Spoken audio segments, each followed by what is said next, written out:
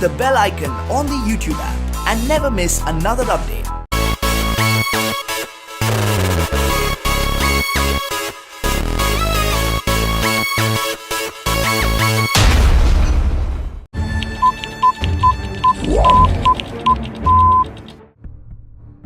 The Indian Army has an initial operational requirement for 200 small UAV systems, each to include 3 air vehicles. Israeli manufacturer Bluebird has updated its MicroB unmanned air vehicle to satisfy the requirements of the Indian Army competition. It is integrated with avionics suite that is totally combat proven. It is used for the execution of effective surveillance and reconnaissance missions. The chief executive of Bluebird Systems has said that the new version will not use the flying wing shape of the original MicroB, as the earlier shape limits the aerodynamic capabilities of the UAV. The company has not released any images of the new version, but the latest information on the specification is that it will have 2-hour flight endurance and an effective data link range of 15 kilometers. Dassault's success in selling the Rafale fighter jet to India could lift its chances in Malaysia, where it has been shortlisted along with the Eurofighter.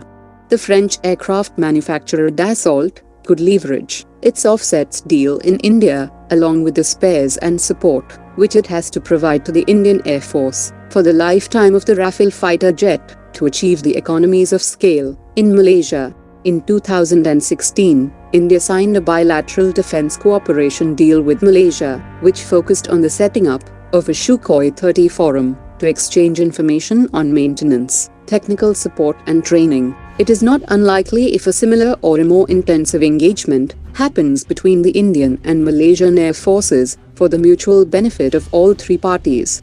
What could help Dassault is the excellent relation between India and Malaysia when it comes to defense.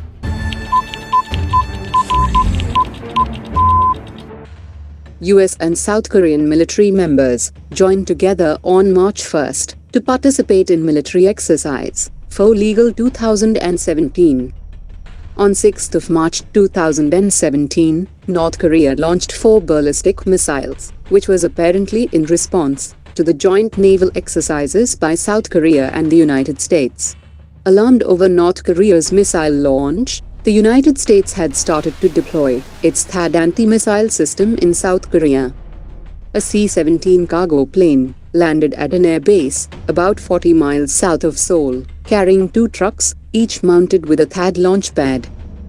Lotte, a South Korean company, agreed to turn over its own land to be used in the deployment of THAAD anti-missile system. China has opposed the deployment of the US air defense missile system and expressed concerns that it's a threat to China's security. The Chinese media encouraged its Chinese citizens to boycott South Korean products and companies over the THAAD issue. The Chinese authorities forced the closing of 23 stores owned by Lotte, the South Korean company that turned over its land for use in the THAAD deployment. India has made a global request for information to purchase 10 surface-to-air missile systems and 600 missiles at a cost of about $1.5 billion. Under the program, overseas defense companies would need to forge partnerships with domestic companies to carry out 30% offset obligations and include indigenous technology in the missile systems. An Indian Navy official said that the proposed surface-to-air missile system should be capable of vertically launching Mach 3 class active seeker missiles that can provide 360-degree defense coverage to meet all naval air defense applications, including the need to carry out multiple simultaneous engagements.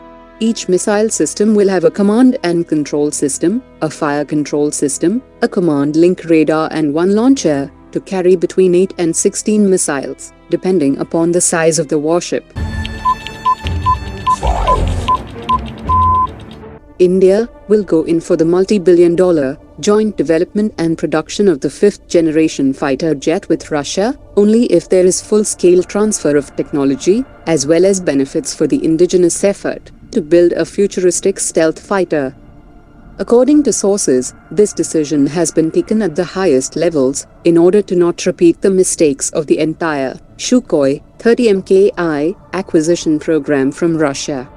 The program cost India 55,717 crore rupees without any tangible help in developing indigenous fighter manufacturing capabilities. Of the 272 Sukhois, out of which 240 are inducted till now, were contracted from Russia, have been made by Hindustan Aeronautics Limited. The jets were basically assembled here, with imported knockdown kits. Hindustan Aeronautics Limited still cannot manufacture the Sukhois on its own. Sukhoi 30 MKI, made by the Hindustan Aeronautics Limited, costs around 450 crore rupees, which is 100 crore rupees more costly than the price of the same jet when directly imported from Russia. India has now laid down two essential prerequisites for the FGFA project, apart from examining its entire cost-effectiveness. India expects an extensive technology transfer, including the source codes, to ensure India can upgrade the fighter in the future with integration of new weapons on its own.